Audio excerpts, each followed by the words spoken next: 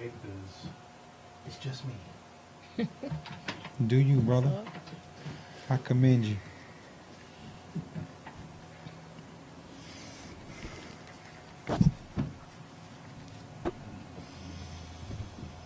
You know that's right. The times demand that we never stop talking.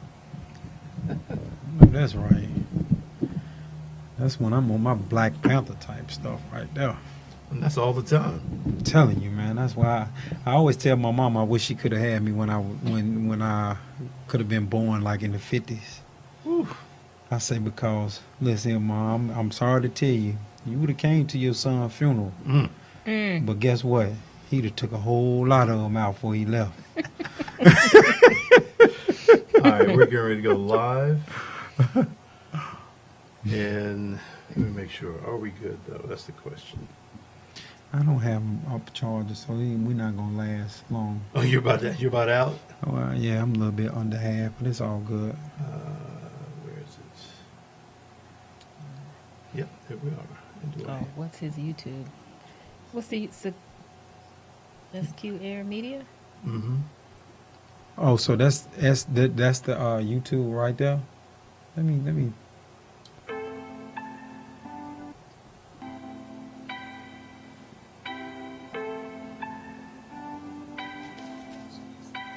That's Okay. Air Media.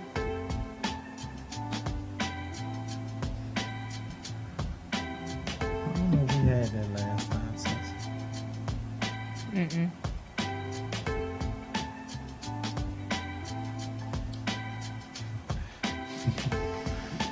All right, here we go. All right, folks, we are live. Thank you for joining us. I really appreciate you guys watching. Sorry for the abrupt slam of the music there. But tonight we have some folks with us that have been here twice already. This is the third time on the show. I always enjoy when they are here because the conversation is going to be nothing but real. And is that my phone? Sorry, what can I say? But folks, thank you for joining the show. Really appreciate it. We always have a lot to talk about. There's so many things that are going on in the community that's what this platform is about, to talk about those things that we are confronted with, not just here, but that are affecting us on a national front as well. So these two folks here in the show with us, we've got Patrice, we've got Gemini. Thank you guys for being here. Really appreciate you. Thank you for having us back. Yes, thank you. What have you guys been up to lately? I mean, from what I've been hearing, you guys the word on the street. You guys have like jobs now. Not that you didn't have one Like- before. I didn't. Me either.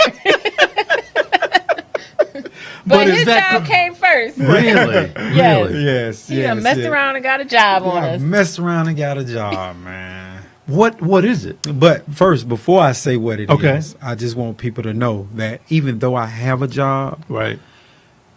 my passion is where it belongs still. And I'm trying to find my way out of a job, but still be able to take care of myself. But the job that I have at this moment is called the Bell Project. The Bell Project. But you started that, right? No. You did not. I Okay. did not. It's a national organization. Oh, gotcha. It's in 19 different cities right now. Mhm. And what we do is we bail people out of jail for free. Oh, And once we bail them out, we connect them to resources. right. Help them go back and forth to court with lifts. So it's kind of like a job that's fit for me. Right. But you know how you come into a job or you come into a field, you learn, right? Mhm. But then you realize this job is for somebody else. Yeah. That I just came and got what I was supposed to get. Right. And then eventually you got to kind of expand and move on. Yeah, you got to Something. move on. Yeah. Yeah, I think that's what I'm getting close to. Okay. All right. That's what I'm getting close to. Patrice, what in the world are you doing? Yeah, so What isn't she doing? I am also deeply connected to my passion. So I transitioned in January of this year to the executive director at the Center for Community Transitions, which is an organization that I was serving on the board for a couple of years. Okay. We're a nonprofit in Charlotte, been around for about 4 decades. Oh. And we work with people and families impacted by the justice system, really serving to interrupt the intergenerational cycle to prison. So we have 3 programs: an employment readiness program that functions out of the Goodwill Opportunity Campus. We have a families program where we work with kids in CMS schools who have parents who are incarcerated. Right. And then we have a work release facility, a 30-bed residential work release facility for women who are serving out the end of their state prison sentence. So they are living their reentry as a part of the ending of their incarceration. Are you like running the organization? I am. Okay. Yay. Running the organization. But are you the director of yours as well? No, I'm not. Okay. But I was one of the first ones that was actually hired for Charlotte. So it's new for to Charlotte. August 21st was our launch date. August 21st. We've helped already over 200 some people get out of jail. Really? And we only have like maybe 1 or 2 forfeitures of them not going back to court. So our numbers speak boldly, Right. and loudly. So Yeah, It's- Bail Project Charlotte was breaking records Yeah. last summer. yeah, Wow. we They come hit right the out the ground door. Like Okay. No, shout out to my coworkers Jamie Masacano and Brenda. But let me ask you this: what you're doing now isn't that right up your alley? It is. And it's a full circle for me because CCT was the first nonprofit organization working in the justice space that I came across when I got into the work in 2016. And so it's just kind of full circle. Our executive director has been with the organization for 32 years and she's retiring. She has sort of been tapping me on the shoulder for a couple of years. I bet. You know, I've been talking to the homies like, can't be me, can't be me. And then like, first it was the leather boot and then it became the steel boot and like, quit playing. Right. So I finally said yes. So I've been in that role since January 2nd. But is this going to? Can you do the things that you want to do with this organization? I intend to do that. Okay. So part of that for me is figuring out how to be an institutional disruptor, right? So sort of leveling up the boots on the ground work and digging back in the corporate crates and how to reposition, how to still show up in same spaces, but at the institutional level to shift systems. And then because we're all in jobs now, like how do we elevate all the work that we're doing, Sure. but and still continue to bring community? Because at the end of the day, we ain't going nowhere if we're not bringing everybody, you know, and all the work that's still going on in Right. our community. The fact that a few of us have jobs now doesn't change the movement. Right. It really should expand it based on access. I wish Christy was here because she's at national level right. now.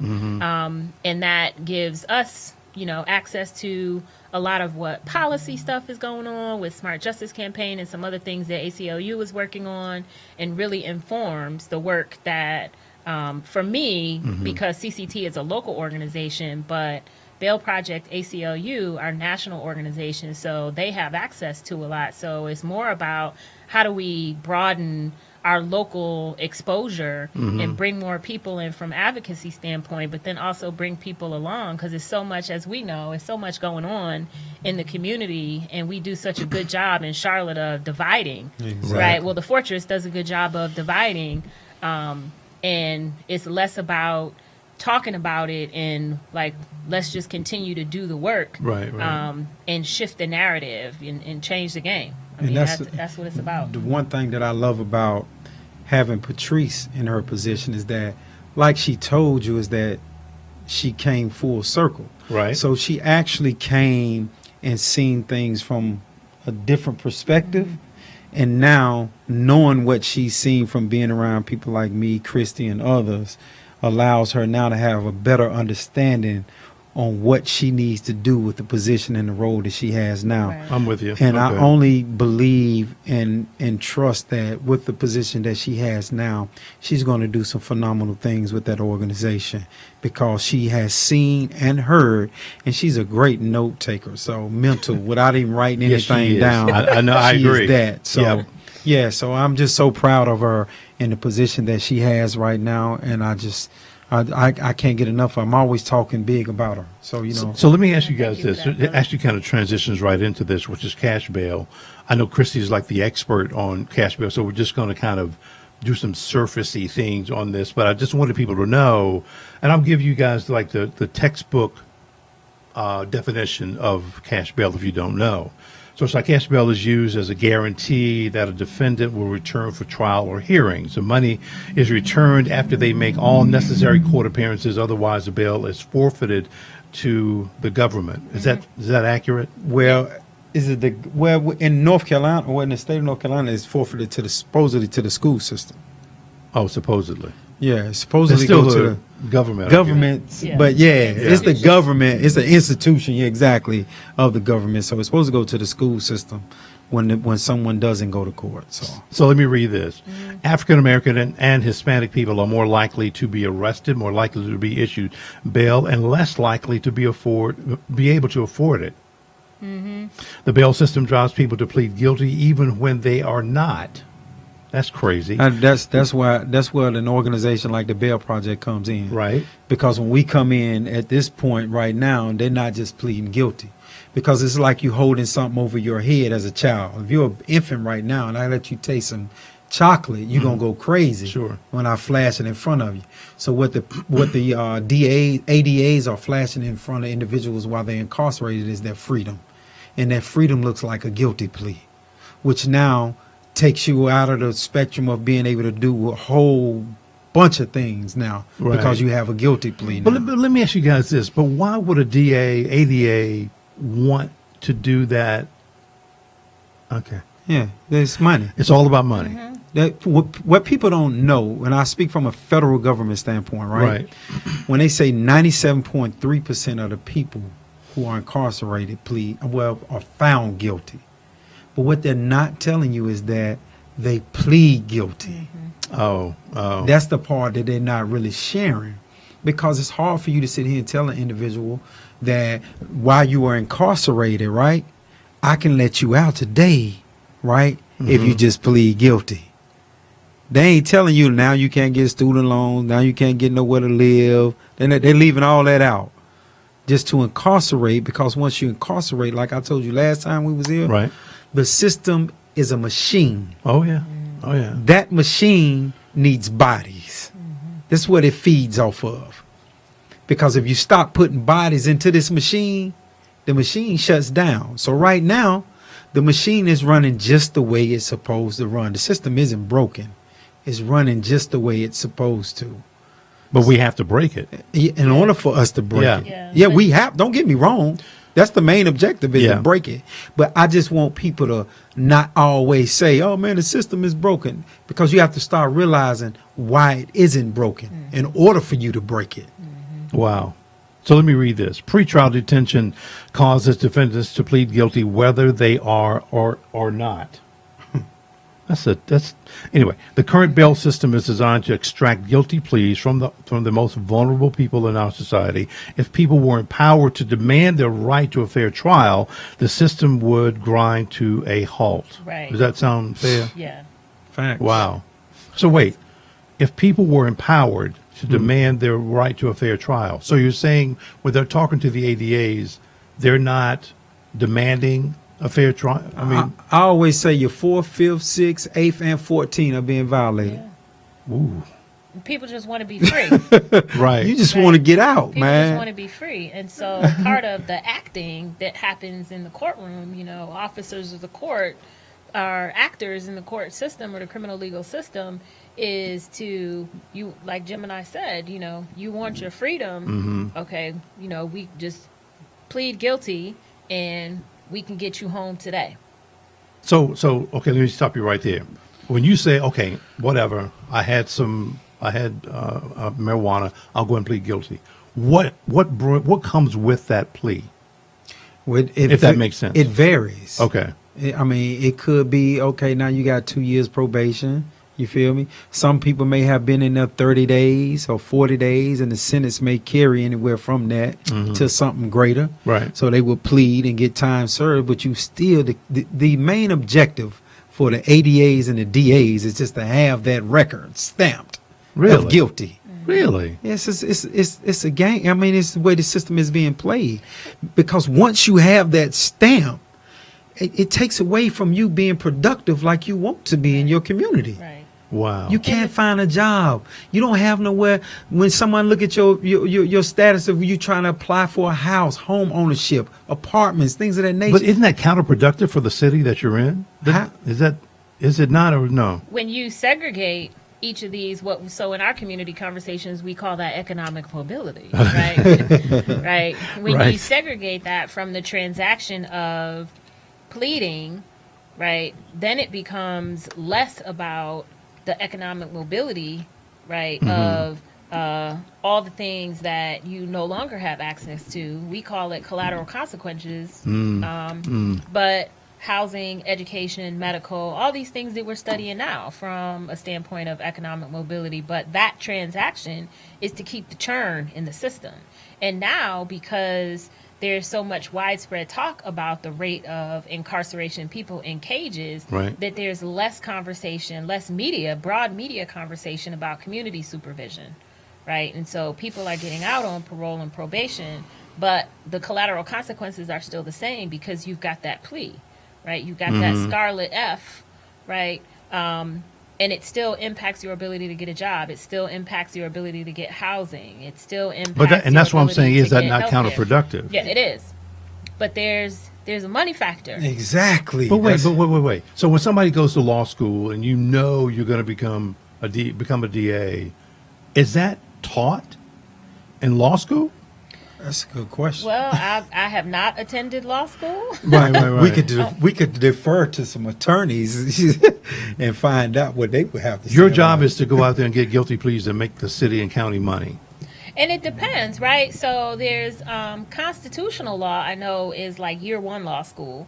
But constitutional law, when these amendments that Gemini talks about, your fourth, Fifth, sixth, sixth, all eighth, these all that. rights being 14. violated, it's important to understand the overall prison industrial complex Right. because it's less about the one transaction and more about the multitude of transactions that are interdependent to make this broad system stay afloat, right? And this last point about if people were empowered, then the system would come to this crashing halt.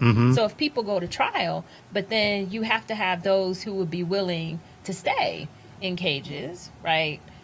Because it targets, what did you have on here?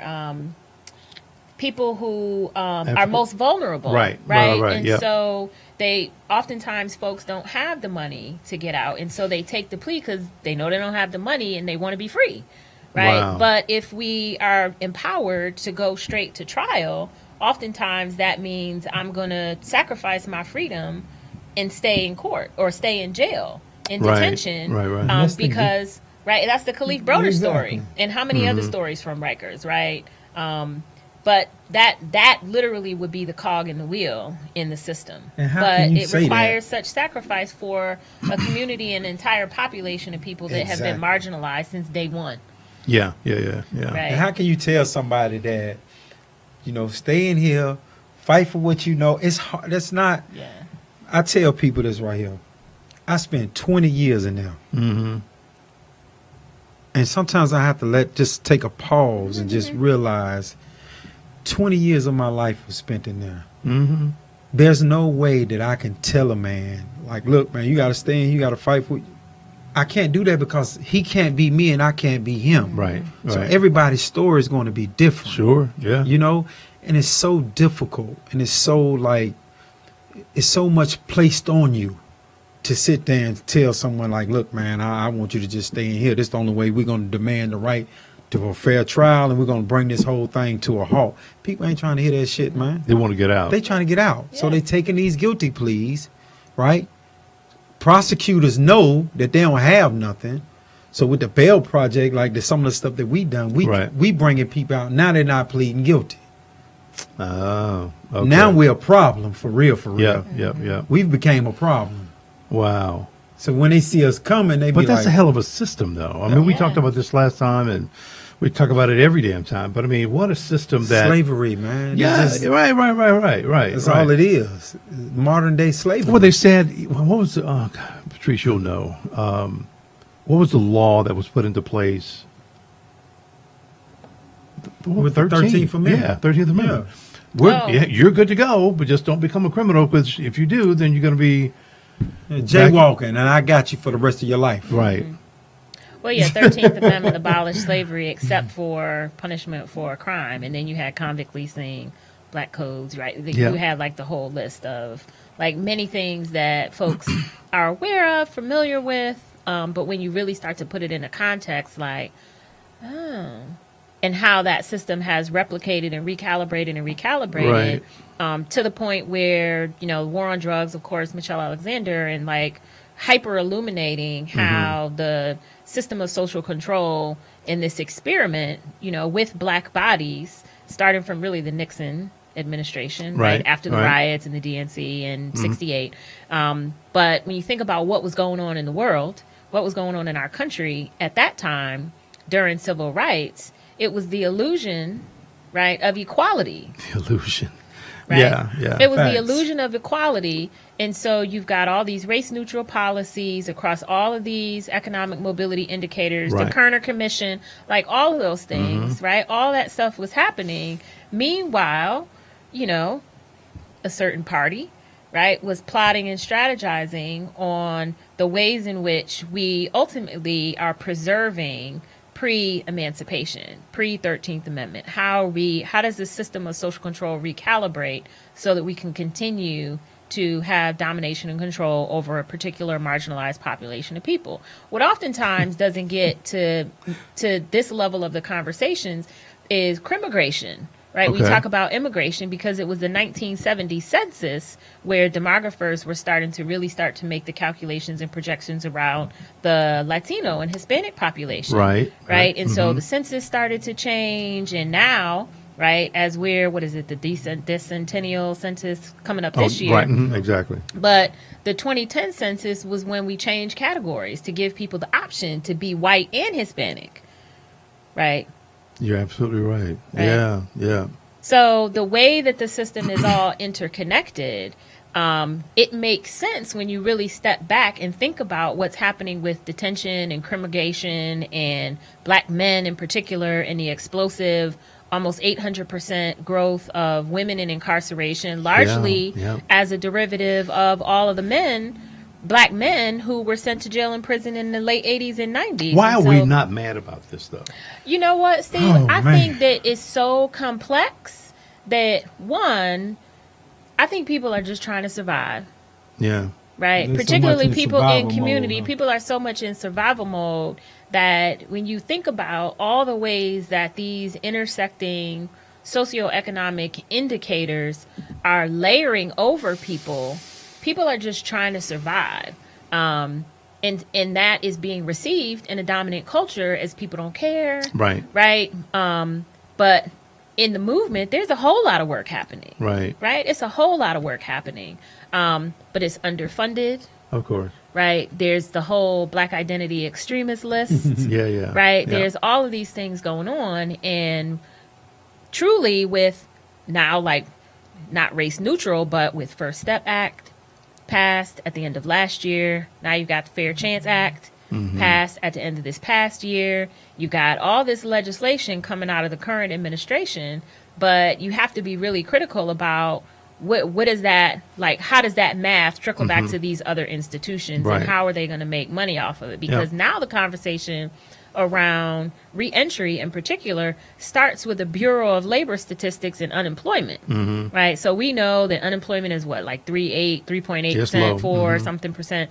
But for people who are justice involved, it's close to 30%, 27%, I think. Exactly. Right. But what we also know, the research is starting to show that people who have been justice involved have higher engagement rates, have higher retention rates, are proven to be more productive, more highly productive. Yep.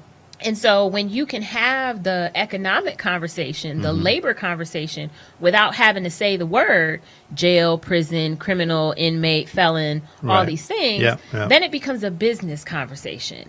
And that's how the whole changes movement gets immediately. Right. taken, right? Yeah. That's how the whole movement gets taken from us, because it's this conversation that we've been shut out of, right? And Right, now they've right. figured out a way to have the conversation in that way.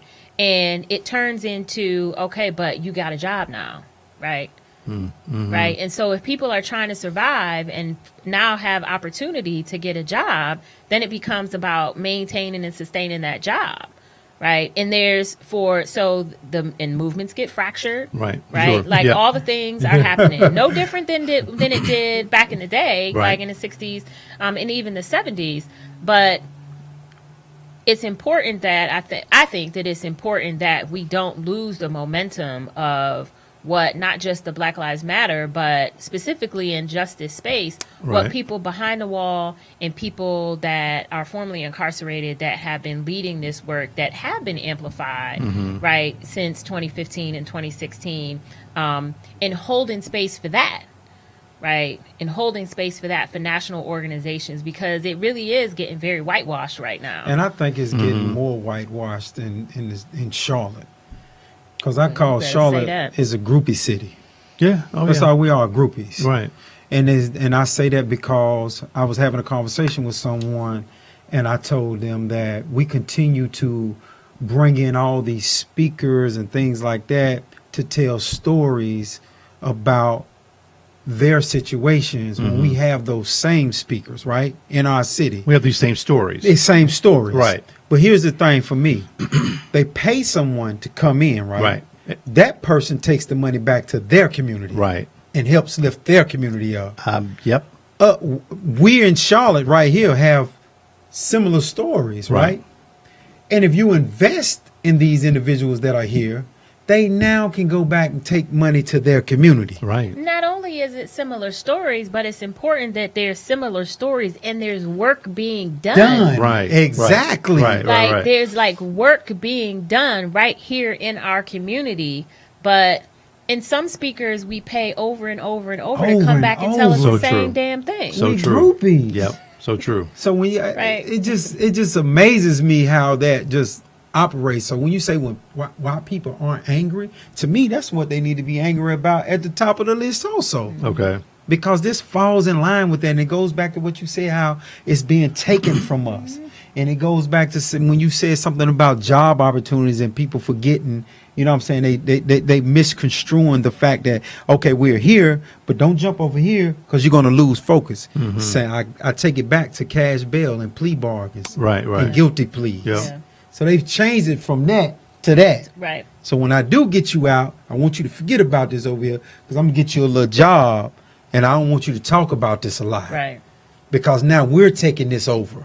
Because we see the potential and the finances and all things that are coming with this. You know, like they always assume that they automatically know. Right. It's like they're trying to foresee something that's happening. And only a few of us get it. But it's being taken from us right in front of our eyes. Well, and it fractures our ability as a community to really coalesce and mobilize and build coalitions, Right, If right. they continue to segregate and separate the few or the one, right, then that taints our ability, fractures our ability to really build coalitions to carry the work forward. Teaching in the jail, and even some of the residents and some of our clients at CCT, there's now that I'm on this side, not on the board, but on the operational side, there's a greater consistency. And I ask them this all the time, like, okay, who we have other homies that are, you know, a part of neighborhood level work, community based work, Right. and we try our best to hold each other up and support work that's happening in the community. As the fortress is starting to recognize. So there's that, like, how do we have a continuum of people that want to be on that path, Right, right? right. Leading with the lived experience. there's a whole part of the movement population that don't want to have nothing to do with the fortress, right? Yeah, Like we ain't got nothing, like FUBU over here, right here.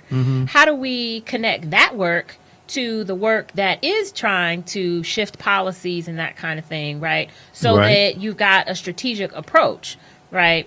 What we tend to do in Charlotte, because we're sort of this microcosm of the larger system, is that we divide, right? That's we true. divide. The community divides and creates the situations for this intracultural division. And then we can't get big shit done, Right. Right. right? We can't get big shit done. So then it becomes, okay, do I just focus on this one little area here, or I do my best to try to continue, keeping everybody informed the best Right. I can. And then I think there's a lot to be said about not self-sacrifice, but ego, Yeah. Yeah. Right. Yeah. Absolutely. right? Largely from those who have power over. Yeah. Right. And the opportunity to bring people in and the perception of power. Right. Right. And our commitment to that perception is not always reality. And that becoming a tactic, right, to divide folks. Keeping in mind housing, we segregated, transportation, people just trying to survive. Right. Right. People have felony convictions and other people are on community supervision. So I'm still trying to survive. I want to be a part of this movement. I'm mad as hell, but like my head is about to pop off because all of this Exactly. stuff is going on. Because we have no sense of direction for as how do I survive today is the main key. Yeah. Like I want to be a part. Like I get so many people tell me all the time, like Gemini, I want to just be a part of what you're doing. But I understand that you know the first law of the land is self-preservation. Right. You got to take care of yourself. Yeah. So they're making it. I go back to what I was saying because they're making it to where they won't allow us to have the resources to connect to end cash bail. Right. You feel what I'm saying? Yeah, yeah. Because it's by design. So they don't want to allow us to have avenues and ways to get in to where I can say, okay, Patrice, you no longer have to worry about your situation that you were in because now I'm in position to give you a job to be able to take care of yourself and do the fighting on the ground. But how do you get rid of cash bail, or can you?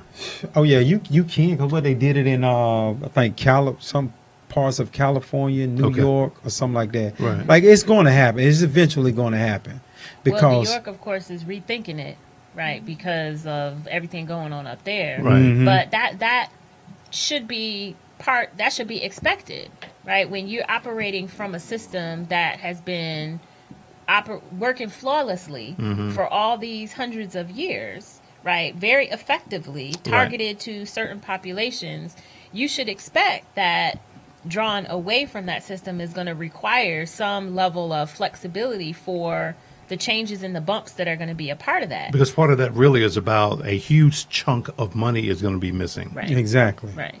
And And what think do you- about all the it's jobs all- that are contingent on that. Exactly. Right? Wow. Exactly. Wow. So many jobs. Like, you want me to tell you the biggest people that are threatened behind cash bail? What? Who? Bail bondsmen. Well, yeah. Legacies and families historically have been built Right. off of people going to jail, and they live nice. Oh yeah. You feel what I'm saying? Yeah. So they're more threatened behind it. Like, we know for a fact that it was a bail bondsman that actually leaked something pertaining to what we were doing. You feel what I'm saying? Because Yep. he was trying to do something to get rid of us and make us look bad. Your organization. Not mine, but Okay, the one gotcha. I work for. That's what I'm saying. Yes. Yes, you feel me? Yep. So, but it actually backfired because we have such a good relationship with our clients, right? That I'll give you one scenario. A lawyer walked up to me about 4 weeks ago maybe, and he said, excuse me, what's your name? So I tell him, I said, my name is Gemini Boy, blah, blah, blah. He said, oh, you work for the Bail Project, right? I said, yes. Well, he said, here is my client's name. He told me, don't come and see him, send you. And he did just what you're doing now. Wow. He laughed. Right. He said, man, my clients don't even want to see me. They want to see you. Because what Wow. we're doing That is says it all right there. we're getting you to the point does. to where, okay, we're getting you out of there. They ain't trying to hear nothing else. But now when you get out of there, there's no need for for Steve to be incarcerated, Right. and just cause he can't pay his way to get out. It makes no sense. Wow. Because you aren't found guilty of anything. Right. Only reason why you sitting in jail because you don't have no money.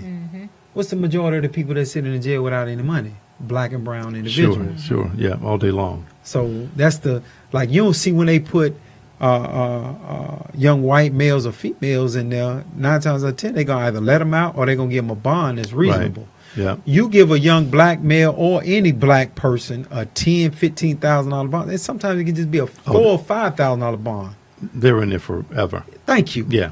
So now we go back to where we just gonna plead guilty to get out of here. They ain't got no evidence on you. They ain't got no video cam. They ain't got nothing. That's a hell of a system, though. Yeah. What a damn system. Wow. All right. And here's the thing, guys, and this is why I love having you guys. We could talk about this shit for hours. But I got to push on because we've got about 20 minutes left in the entire show. What? I Okay, know. that flew by. I know. So Wow. let's transition from that to how do we make it important to know that we should hire the right judges? Yeah. I mean, I'm sorry, not hire, but elect. Elect the right- Yeah. I mean, is that important? So you know what? What just came to mind is what is the show that used to come on back in the day? I'm just the People's Bill. School. Oh, that. Oh, yeah, that's Sitting on that's sick. Capitol, Yeah. yeah. I What was can't- the name of that show? Something Rock. Schoolhouse Rock. Schoolhouse Rock, Schoolhouse right. Rock. Yeah. Right, and so I know, and I'm older than you. But when I saw that, I mean, I when we looked at it before the show, and it didn't register, but just now it's like, okay, back to Schoolhouse Rock. So, like, where are the Schoolhouse Rocks, right? Even for adults Yeah, at this sure. point, right? Yep. Because your natural tendency, thanks to media largely, is to shift your entire thinking around elections and voting Right. to, there's a little bit more awareness about midterm elections and that sort of thing just in general, but ain't nobody paying attention to this part. That's at the bottom of the ballot. Right. Yep. Right. Nobody cares about it. Myself included, Yeah, right? right. Like there's an awareness, Excuse but me. when you really start to dig in, when you start to pause, when you pause and do a little bit of research, you can quickly find like how interconnected everything we were just talking about, right, can tree back to like who's actually in office from Right. the local to state and then ultimately federal, where you've got lifetime appointments. Exactly. Right. And so if we're not paying attention to who is in our district court, and we're in the Western Judicial District Yes, 26, we are. I think. Yeah, Western District. If we're not paying attention to this, and there's 8 seats, I think, open locally, but these all are part of like federal They're appointed, Supreme Court, if I'm not- right? yeah. Appointed. And what's happening right now in the current administration is, I think when my husband and I were talking about this the other day, like 90 some odd % of appointments are to these younger folks, like setting the stage for generations That's exactly of right. Generations. Supreme Court That's justices exactly right. Yeah. that are largely conservative and Republican. And so, again, this is just one small part of a larger system that when you talk about like education and increased awareness to a population of people who have been targeted since day one, Right. who are trying to survive, who have all of these economic and socioeconomic issues Right. that Yep. people are grappling with, that are largely divided oftentimes because of the illusion of we get you, we want to help, we want Right. to support, right? Right. Limited to no resources, underfunded organizations that are focused on programs and services and not actual systems and structures, Right. right?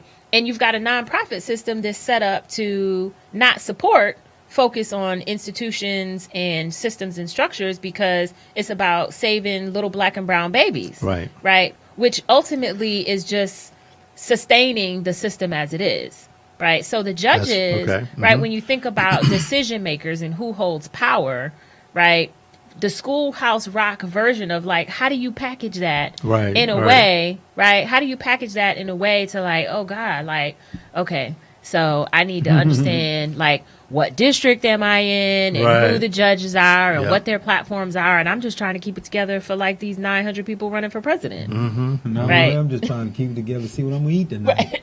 Right, That too. right, that Right, too, right. that too. Probably that more More than importantly. anything. Yeah. So it leaves you without really understanding who should we elect. But you know something? Here's the thing, though. The appointments is really, to some degree, out of our hands.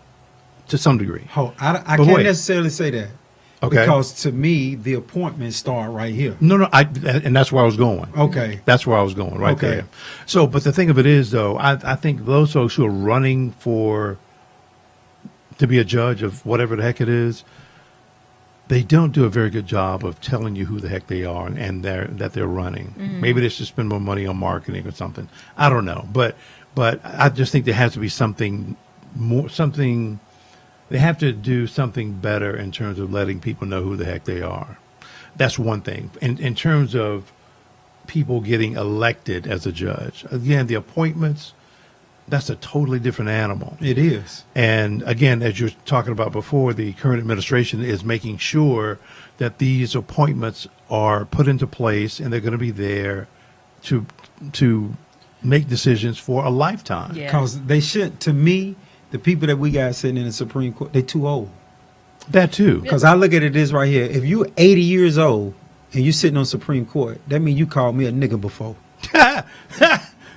Well, probably so. I'm just being Yeah. honest. Yeah. Oh, yeah. Or you was raised around somebody that was calling black people's that. Right.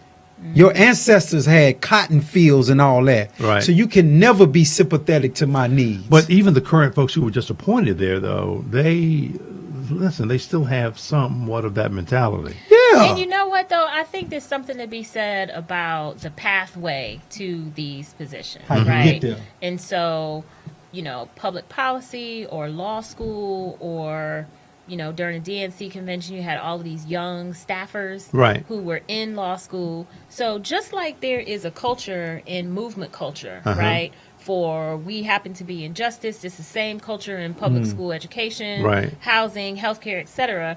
It's the same. There's a culture, right? I believe in, if this is what your trajectory is and you want to be in this space, you want to staff Yeah. for the right politician. Yeah.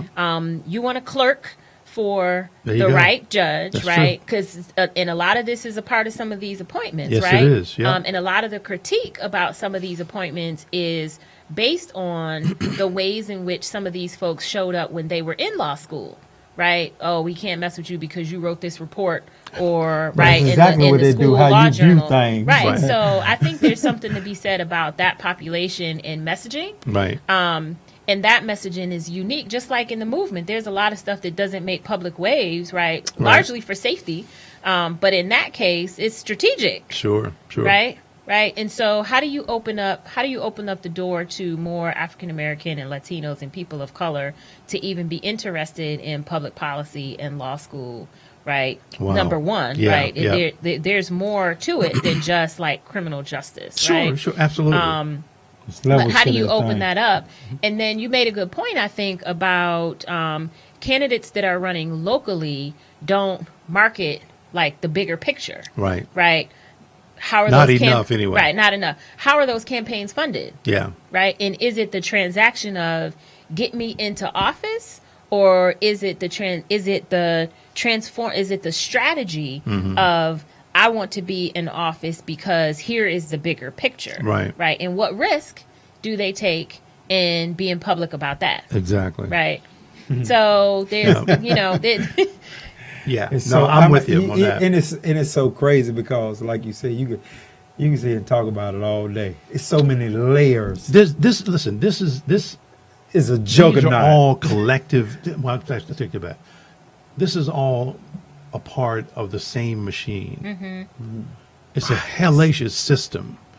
And it needs bodies from every angle, whether it be bodies for the judges, bodies for the DAs, bodies for lawyers. and mainly what kind of bodies?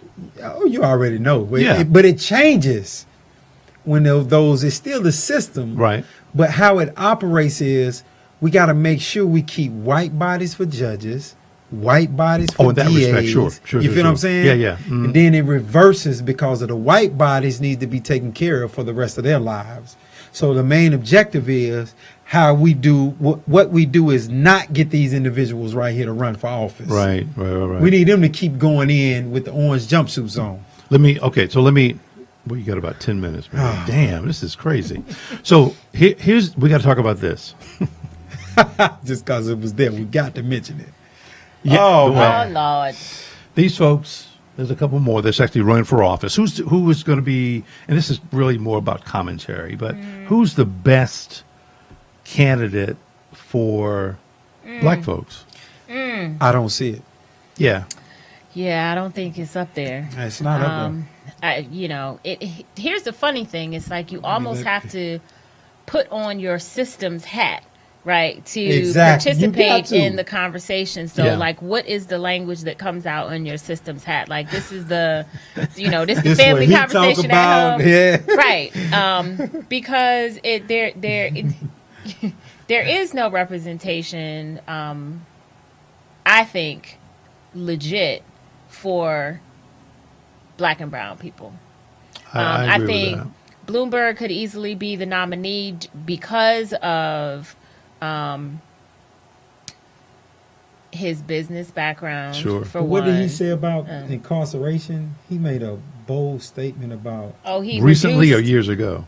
years ago. He made a statement about how he wouldn't have done or wanted to. It's on Facebook, and Christy posted it.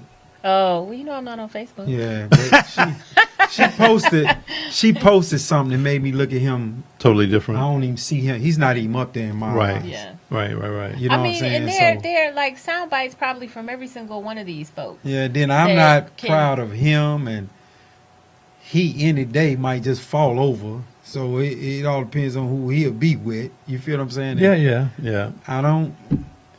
They beefing with her now. So, Right now, you there's know, not a very strong candidate. You don't. I don't think Warren is going to make it past Wednesday's debate. You could be right. What about Tom Steyer? So I met him. yeah, so Okay. I was just going to say, talk about the Justice Forum. or We the- was the at town the hall. town hall Mm-hmm. in Philadelphia, and they did the what's the name? Where he came. Oh, a forum or something? Cory Booker came. Oh, okay. What's her name? Kamala Harris. Kamala Harris came. Right. Those only three came, and at the time it was like 35 candidates running at the time. Yeah, it was a lot. Yeah. But they it was don't it was a Justice justice town led- hall Oh. organized by formerly only incarcerated. for formerly and it was held at Eastern Pennsylvania Penitentiary. Yeah. Oh, wow. So it was it was FUBU in every sense of the word. Right. And the rest of them didn't show up Interesting. because they feel that what is it? 70 or 80,000 people that can vote. That are something. I forgot. I don't know the number off the top of my Right, head that are right. formerly incarcerated. They felt that our vote really wouldn't matter to them, so they didn't show up. But the town hall was actually you had an opportunity to have formerly incarcerated people ask the questions because they were the moderators. Some of them let Kamala they let her off the hook. They let Cory off the hook in a sense. But wait, they let Kamala off the hook about her record as Exactly. a DA? Exactly. Okay. They Right. didn't even mention it. They just Interesting. gave her a pass, and I don't know if that was staged. I don't know if they got stage fright once they got her Right, up there. I right. can't really speak on it, but I feel as though they had an opportunity to ask her some tough questions and didn't get it out of her. Right. And Cory came because he was a minority that's just trying to make wave about. Let me ask you guys this: but did we ever have a strong black candidate? It's hard to see that after Barack. He set the standard so high. You think so? I mean, I know he did, but I mean, there's still nothing. It's hard. And then Cory's not a bad guy. Shirley Chisholm. Okay. Okay. Well, That was a strong black candidate. yes, indeed. Yes, it was. Damn. Boy, you had to pull that one out, didn't you? Okay. I mean, like, Say on to the next. Yeah. Mic drop. Yeah. We're done. I mean, that was. I mean, we had Jesse, but like, okay, but Shirley Chisholm, black woman, period. She was the truth. If of that. But Michelle she was was the the run, truth. now she win. Oh, she would. Yeah, she would. Michelle, we calling on you. Michelle Obama, you need to step out from behind curtain number 1 and say you just dropping your name in the hat right now. Yeah. Because she win, hands down. Yeah, she would. She would. I think there's a ton of division right now with these candidates that are running. And the funny thing too now, what is her name again? Damn, I should have put these people's name up there. But You know what? That's why I have my phone right here because I can't. but keep I was up with surprised all to of their find names. out if you folks can see. I don't know if you can see it, but she's actually still. In She the hasn't race. pulled. She hasn't pulled out. She's still in the race, and I'm like, why? I don't get that. But yeah, these folks who are up there right now, I think maybe like Patrice, I think Bloomberg has got something. Amy Klobuchar has been gaining. Tulsi Gabbard. Buttigieg, what's his name? Buttigieg, what's his name? Buttigieg. Buttigieg. Yeah. What's her name again? Tulsi Gabbard. Yeah, that's right. Okay. And then you wonder, like, who you going if it boils down to whoever it may be, like, who you going to get as a running mate? Well, here's the thing. Here's the You feel important what I'm question, saying? though. Like, it's just Here's the important question. No matter who is the nominee or whatever, we have to get behind them and support them. Do you not believe that, or no? Well, here's my theory. I think that the black vote is going to split. What were we, 12% for Trump last year? I think Yeah, I think it something. was, or not last year, in 16. Right. But it was somewhere between like 8 and 12 was the black vote for Trump. Still I think that's disgusting, gonna It right. is. Like, who are y'all? Right. But I think if Bloomberg is the nominee, then we'll recover some of that. Right. But we'll still be divided. Yeah. Right. I think we'll still be divided, and Trump will get a higher percentage of black vote this year. Can you vote man. for that? But you know what we People missed out on last time. What? Just like when Barack won, Right. it was a whole bunch of black folks got out there and voted. That is true. So when Trump won, a whole bunch of people in trailer parks came out and voted, and them small rural areas that we didn't count on. Well, here's the thing too. I was listening to NPR, and they were talking about the number of folks that were voting in, I want to say Washington State, something like that. Anyway, there were nearly 1 million people that did not come out to vote. Like 850,000 people Didn't even vote. didn't even vote. That would have voted Democrat. I'm like, you got to be. A lot of kidding people me. didn't think he would win, Well, that is true too. But so I mean, they didn't get out there and Yeah. vote. That is true. So they need to kick their own self in the ass for that. Well, here's something to think to ponder. Just like we were talking about the judges, right. how many electoral votes per state? Right. Yeah. Right? Yeah. Because that's what it comes down to, It the whole does. electoral system, Yeah. right? So it's I hate to say it, less about going to the polls and more about the number of delegates that you have in your state. Kind of Right. narrowing your fight. Right. Me Because being a that- lot more deliberate. Right.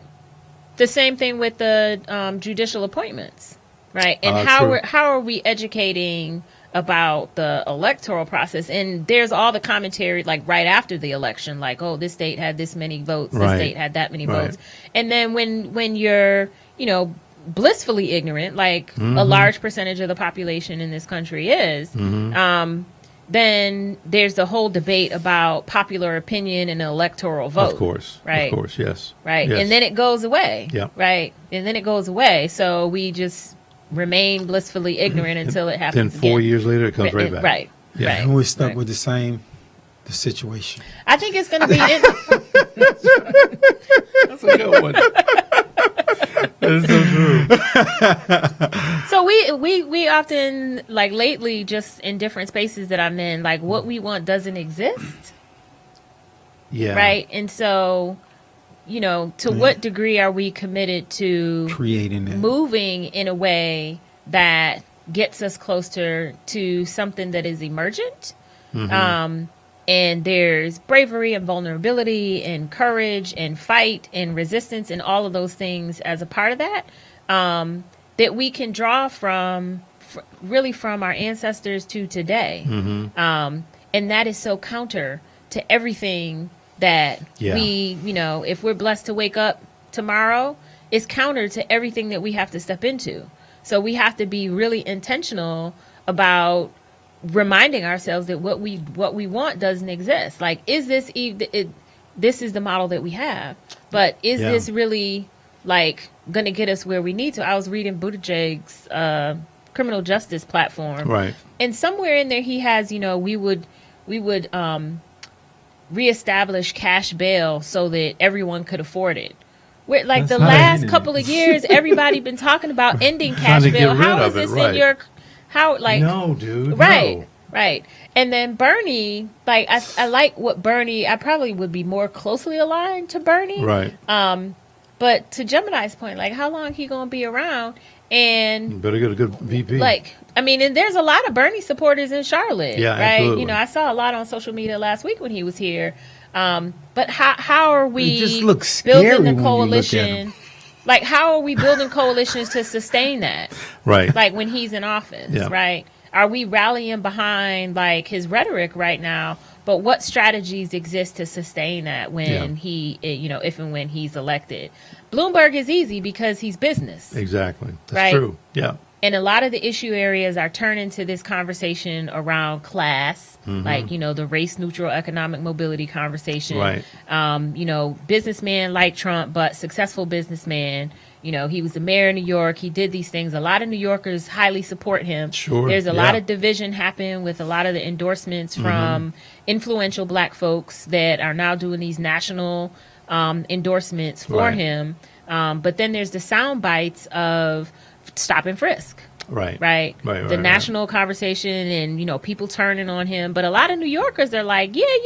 But what y'all don't know outside, just like we tried to tell y'all about 45, New Yorkers knew that Yep. that was going to be a shit show. I was just getting ready to say that. Yeah. I mean, you can't say that the sound bites from that guy that's in there right now was okay, and you're condemning his sound bites. Right. Yeah.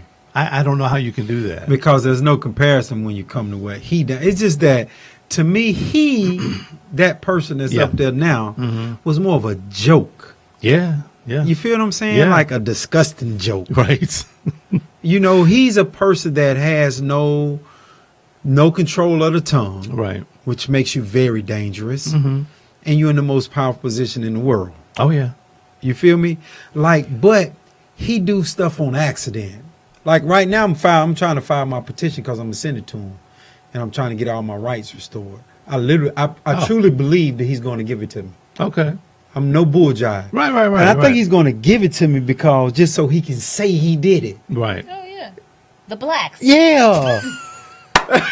That's my point. That's so true, but you're right though. That's a my black point. Yeah, in the Charlotte. A right? black guy in Charlotte. sitting Not there even a letting- guy. You just a black. Yeah, black. Right. This The one of them blacks. I blacks like that. down there in Charlotte. I really looked out for him. He really needed his rights In back. fact, we have him here tonight. Yeah, exactly. Gemini. Yeah. And after Wow. I get my rights restored, I'll tell my mama to make sure y'all got insurance on me. Because when he called me up here, I can really tell, man, look here, man, I just used the hell out of you, man. I don't like you or nothing about you, man. Keep it all the way real. Oh my God. Folks, let me just say this though. I think one of the two things. The Democratic Party needs a reboot. It does. It needs a revamping, whatever. And the other thing is, I think the most powerful asset that the Democratic Party has is the black woman. To me, there's absolutely no doubt about that. When black women get together and they vote, and if they are together, people win. Not black guys. We're there, but Because most of the time, you're going to follow the women when they vote. I mean, whatever the reason is, I just believe know that. that black women are very strong when it comes to that, and so I think a lot of candidates miss that for whatever reason. So we got a lot of work to do, as always. Listen, I don't know if I should have cut this show back to an hour or not now. But it is what it is. I mean, listen, folks, I appreciate you guys watching. Did you guys have any last things you wanted to Ladies first. say? The work continues. I Yeah. just say the work continues, head to the ground, doing what you got to do, making sure you're pulling your people with you. I like that. Unapologetically.